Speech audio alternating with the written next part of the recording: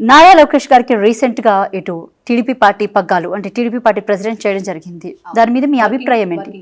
ముందు వాళ్ళ పార్టీ అది అంటే వాళ్ళ పార్టీ అంటే వాళ్ళది కూడా కాదు, వాళ్ళ తాత పార్టీని పాపం వాళ్ళ నాన్న నాకు లాక్కుంటే యాక్చువల్గా దానికి రావాల్సిన పదవా మీరు చెప్పండి.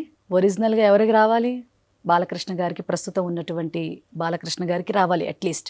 ఎప్పుడు నారా చంద్రబాబు నాయుడు గారు కాకపోతే లోకేష్ గారా?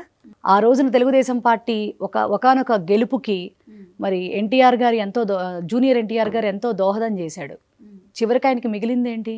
వాళ్ళ తల్లిని ఒక ఎమ్మెల్యే పట్టుకొని తిడితే కనీసం చంద్రబాబు నాయుడు గారు ఖండించలేనటువంటి పరిస్థితి, లోకేష్ ఖండించలేనటువంటి పరిస్థితి. ఇటువంటి వ్యక్తి పార్టీకి ఏం చేయగలుగుతారు? ప్రజలకు ఇచ్చినటువంటి మాటల్లో ఇప్పటి వరకు ఎన్నో విషయాల్లో కూడా వాళ్ళు ఫెయిల్యూర్. ఆయన వర్కింగ్ ప్రెసిడెంట్ అయితే ఏంటి, లేకపోతే ఇంకో ప్రెసిడెంట్ అయితే ఏంటి,